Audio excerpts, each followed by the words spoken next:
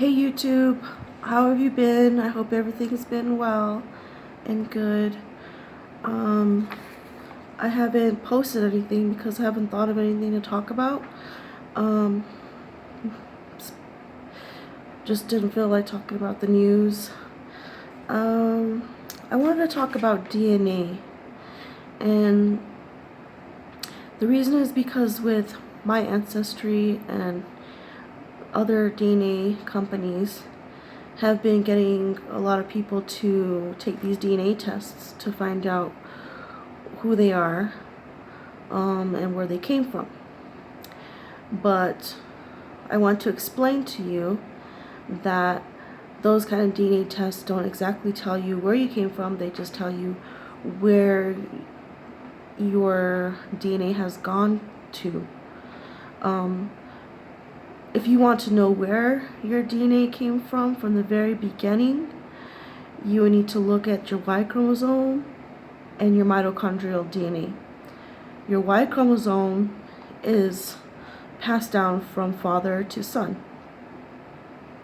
So Matthew 1, 2 to 17 in the New King James Bible, remember that Abraham begot Isaac, Isaac begot Jacob, Jacob begot Judah. And then as time went by, Jesse begot David the king, and King David begot Solomon, King Solomon. So in the Old Testament and throughout the Bible, it was very important to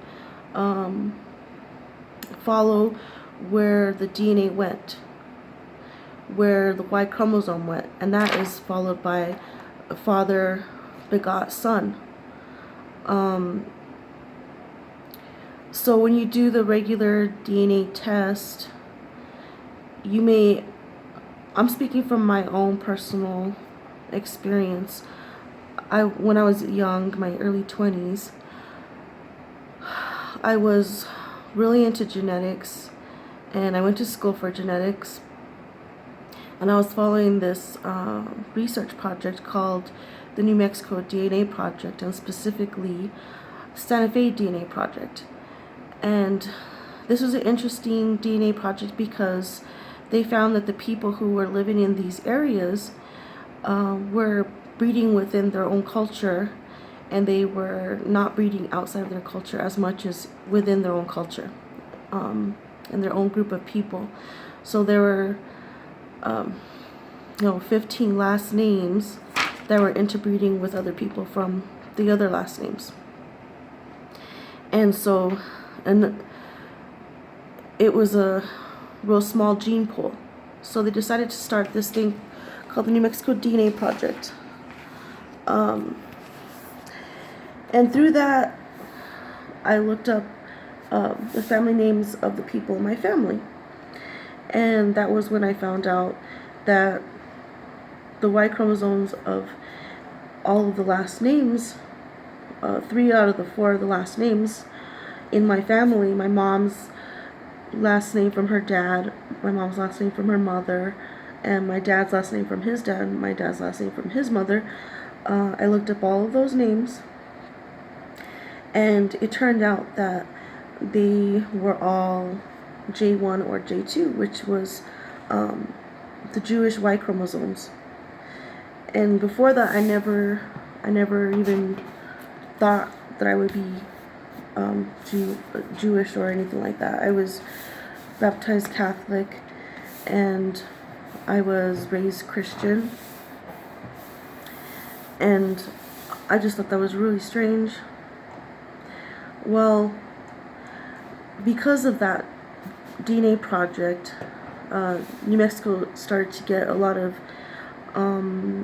interest in their DNA, because it's just such an odd place to have this big group of Jews, Hispanic Jews. Well, of course, so I started looking into the Spanish Inquisition. That's when I learned about the Spanish Inquisition. So people were getting DNA tests to prove that they were Jews, but then when they would get the DNA test, they would find that they were only 1% Jewish.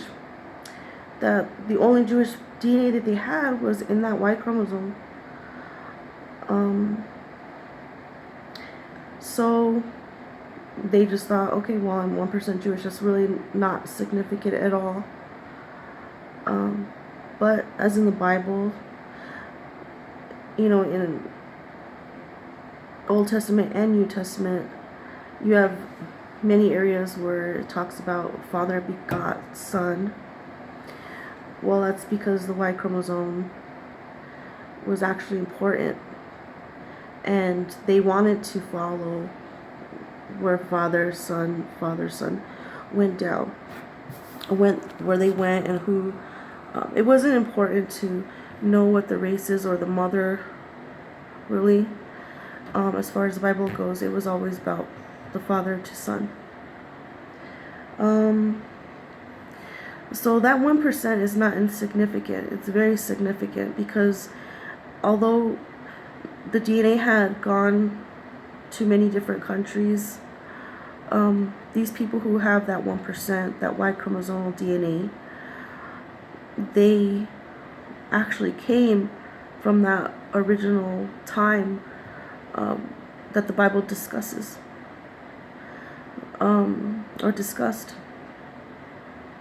Now, the mitochondrial DNA, that is passed from mother to daughter, and that is because the mitochondrial DNA is found in the egg.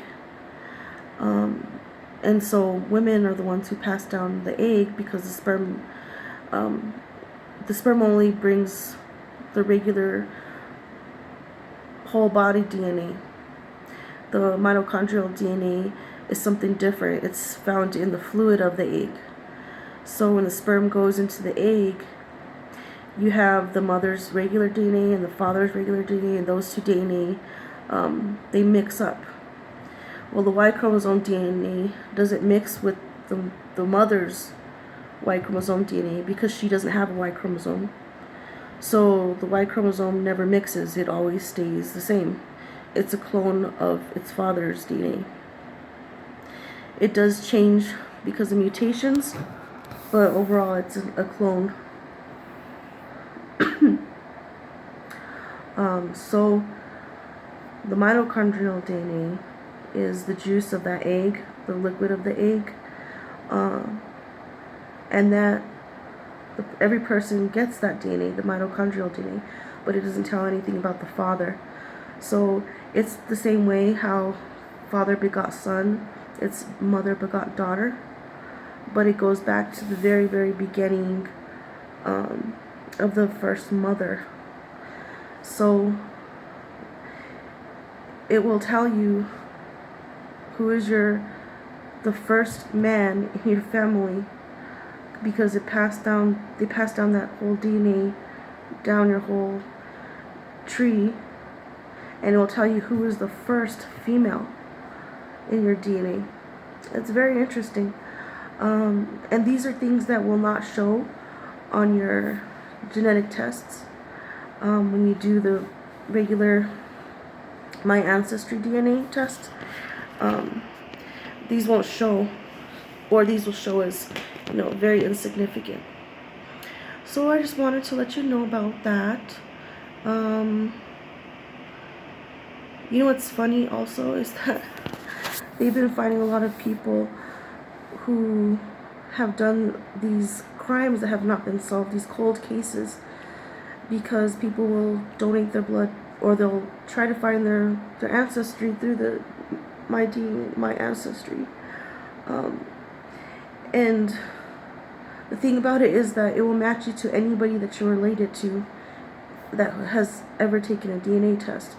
So the police have actually been given access to this system.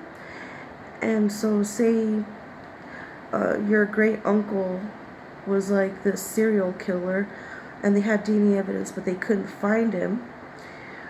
Well, you submit your DNA into that database, it's going to match with you. So say they're looking for this serial killer, and you match that DNA.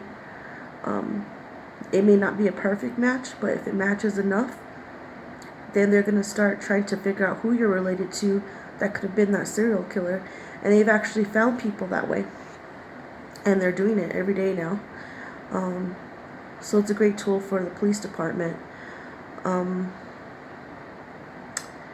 Yeah, so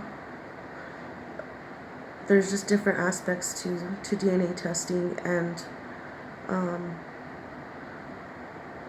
that whole My Ancestry just tells you the story of where that original person, where that DNA went, all the different countries that it ended up in. But the mitochondrial DNA and the Y chromosome DNA will always be the same from the very beginning of time.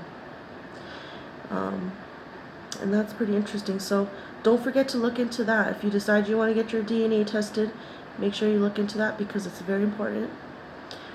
And that's all I have to say.